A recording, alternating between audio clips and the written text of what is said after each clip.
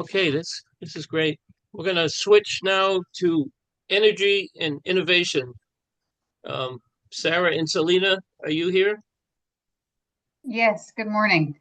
Good morning, Celina. Um, so I just want to say um, thank you. But Governor Mills established two key offices, um, and I think it's part of her legacy in the last 8 years. Created these offices to drive innovation, frame energy policy, and that's creating the Energy Resources Office and the Office of Policy Innovation in the future to address climate, workforce, and economic issues. And I think when you look back at the last 8 years, these two efforts not only helped Maine establish themselves through the pandemic, but beyond. So we're really pleased to have you here and give us an update on the work you're doing. So with that, Celina, thank you for being here. Thanks, Lee. And it's nice to see you all this morning. So I'm Celina Cunningham. I'm the recently named acting commissioner of the Maine Department of Energy Resources. Dan Burgess had led our office for 7 years and has moved on up to the governor's office, which is an exciting opportunity for him. And I have been the deputy here for 6 years. So if I haven't had the chance to meet you and learn about the work you do, I hope to have the chance to do that going forward. I'm going to share some slides to give you a brief overview of some of the work that we're doing, mostly focused on around our energy plan. So I'm apologize in advance for the number of slides. We'll try to go No, through it they're quickly, very good. and you can interrupt me, and then happy to answer questions too. Yeah, if people would just raise their hand or put something in the chat, that would be good.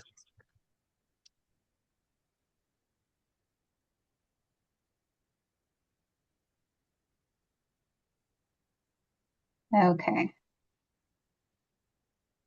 Does that look okay? Great. Here it is. All right. Okay. Celina, why don't you take off that acting in front of your title? Well, the legislature is wrapping up we've had a lovely winter and early spring with them, and they're doing important work over the next, let's see, I don't know how many days, 7 days left, a week, less than a week and a half or so. So they'll be going home soon. Okay. So as Lee mentioned, we have become the Maine Department of Energy Resources. This was established in September of last year. Previously, we were the governor's energy office, just recognizing the importance of energy policy and planning more broadly in the state and the need to have department level representation, regardless of who is in the governor's seat. And so that's the work that we've been focusing on over the last year. And so we are the state designated energy office, and we work on a wide variety of policy programs. And some of the key pieces that we do is really monitoring existing energy markets and providing heating fuel prices and information to consumers, which I think people use especially as we're seeing the volatility in energy prices in this season. We are focused on bringing affordable and reliable energy to Maine people. We've organized ourselves into these four divisions. One of the things that we've also done is, thanks to, I think, the leadership of the Governor's Office of Policy Innovation in the Future and MOCA, we are trying to consolidate the work we do associated with municipal engagement and communities. And so that's in our economic and innovation, in our supply and security division, to make sure that we are consolidating internally how we're making information accessible and available to communities. We have a number of legislatively directed studies and other efforts that are underway this year. And so primarily these are focused on renewable energy. The first few are, one is a transmission infrastructure study. So looking at what are the long-term transmission needs in the state and what are some of the best practices and ways that we should think about planning and development associated with this. It's not associated with any specific transmission project that the Public Utilities Commission has, as we're working on the Northern Maine procurement. So this is separate from that.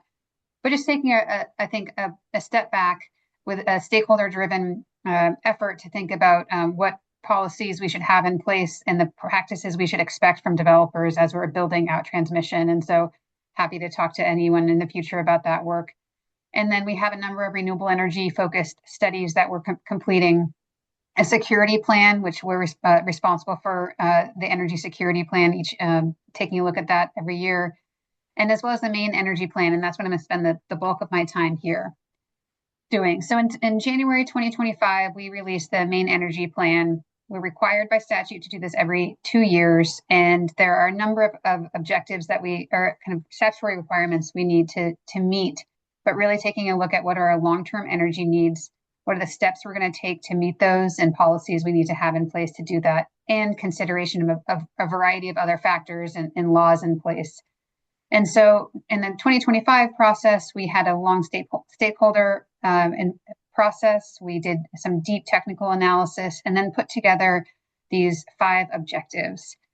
And the reason why I'm going to spend some time going through these objectives and the strategies and actions underneath them is that we just launched our planning for the 2027 energy plan. So over the course of this year, we want to get input and help shape our 2027 energy plan that we'll submit to the legislature by the end of this year, early January 2027.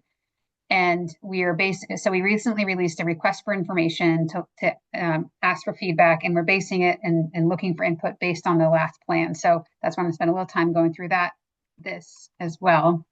So the first objective is delivering affordable energy for Maine people and businesses.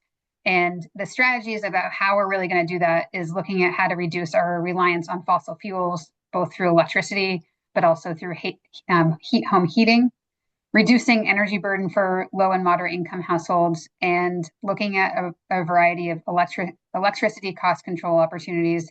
This has become increasingly, I think, of a focus of our office, especially over the last 6 months, as we have just seen a tremendous number of factors leading to increasing prices in Maine that we want to try to mitigate that to the extent that we can. We've had some success, and since 2018, we've seen a 20% decline in oil reliance for home heating, which is a huge success. This is largely driven from our adoption of heat pumps in the state. We've seen oil consumption cut by 30%, and we are on track to get that down to 50%, cut it by 50% by 2050. And focusing on low-income households, we've installed in recent years more than 16,000 heat pumps. And I know that there are funds available as well to continue to do some of those installations. Objective B is around ensuring our energy systems are reliable and resilient in the face of growing challenges. And we've done this in a variety of ways. The strategies focus on looking at data associated with energy resilience, how to coordinate information sharing around emergency situations, deploying resources to bring more resilient solutions such as energy storage to the grid, and making sure that our utilities are planning for what's coming regarding climate change and other resiliency threats that we know are coming. We need to make sure that we're planning to make those as cost effective as possible. Our office awarded $6.6 million to Maine communities for grid resilience and decreased outages. This was from federal funds that we had. We have also engaged in the Public Utilities Commission process related to the utilities are required to, investor-owned utilities are required to put forward an integrated grid plans and climate change protection plans. And we've seen 238 megawatts of energy storage already operational in Maine, which is, I think, significant growth. We're hoping for more as well. One of the things that our energy plan will do is, under the authorizing legislation to establish the department, we have the ability to issue procurements for energy. The Public Utilities Commission also has that ability, but we have an added authority. And so our first procurement is actually for energy storage. We released a draft RFP in the last month or so, and so hope to have that finalized by the end of the year. We probably are looking somewhere around 200 to 300 megawatts of energy storage that we hope to bring on to the grid, and the standard for approving and identifying projects first and foremost is around looking at the cost effectiveness. And so we will not approve any projects that are not ratepayer beneficial. And then, as I mentioned, we also do our energy state security plan and monitor fuel delivery and supply activities. We, in the 2025 plan, set a target of trying to get to 100% clean energy by 2040 and establishing regular procurements, advancing offshore wind, and working to increase and modernize our grid and collaborate regionally. The Public Utilities Commission is moving forward with the Northern Maine transmission generation efforts. They've received bids, and that effort is in their hands at this moment.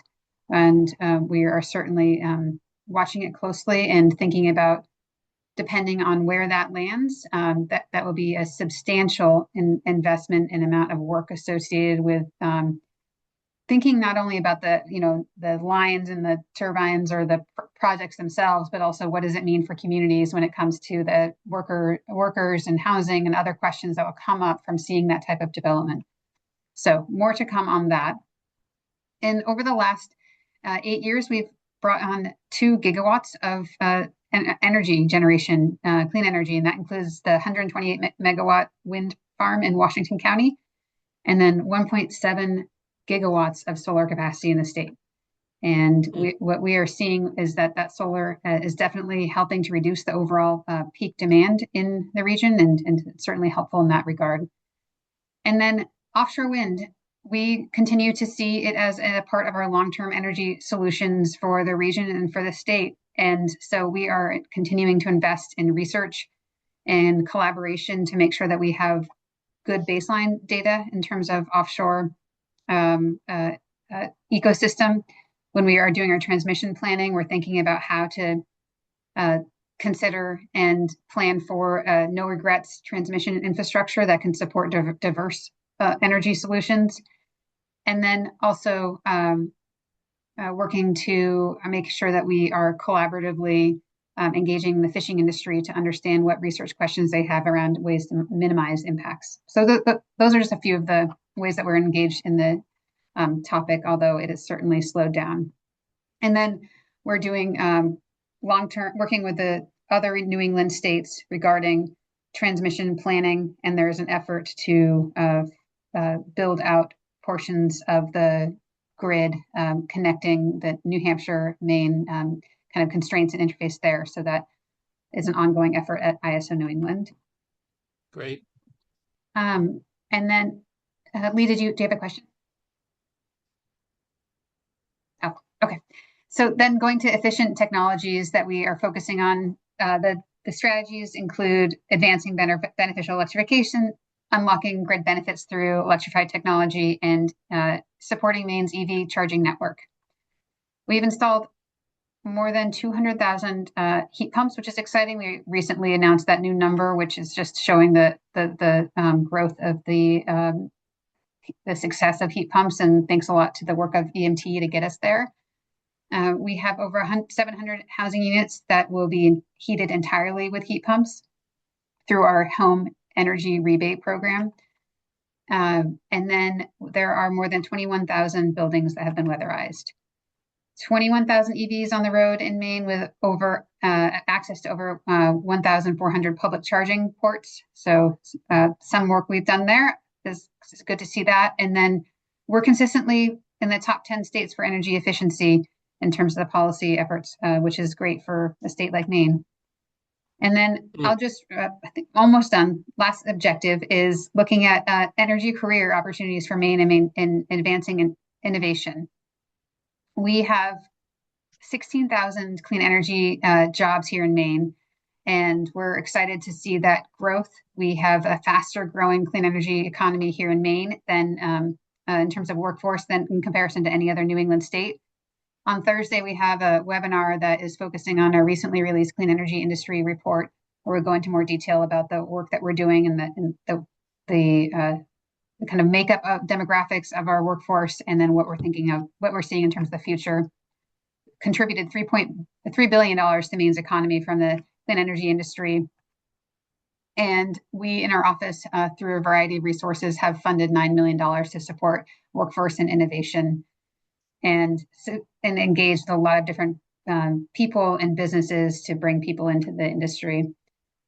So in terms of our next plan, our high level priorities are largely the same. And we really need to focus on affordability first and foremost, and what that means for Maine people every day. And knowing that, just to give you a sense of the Iran war, oil prices have gone up in terms of home heating oil prices, 42%. So that's about, I think it's about $450 to difference between filling a tank a month ago, 6 weeks ago versus now. So that's real dollars for families. And so that's what we want to focus on. And so in terms of engagement, there are a couple ways. One is, if you want to get in the weeds, we have a request for information, and it has a number of questions. We'd love any feedback that you want to provide. And we also have a short survey, so people who just have some high level thoughts they want to share around energy planning and how they we should prioritize this work. We're happy to come meet with you, and anyone that you suggest. And so there's a link there that we can share.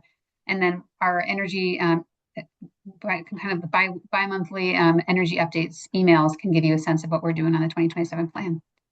So that's my overview. I'm happy to answer questions and turn it over to Sarah too. Well, thank you, Celina.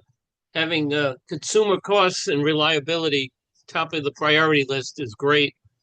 And building the workforce and showing the connection from clean energy to jobs is really good.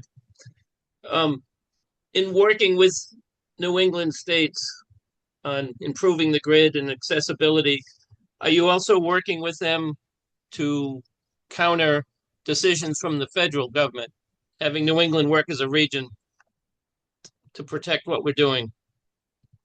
Yes, I think we've done that in a variety of ways. New England states, we all have our own different take on what's happening. There's been some ongoing litigation on various topics. We are also, I think, generally concerned about the cuts to tax credits associated with renewable energy and the lack of ability to permit projects. That's really going to drive up costs here in Maine.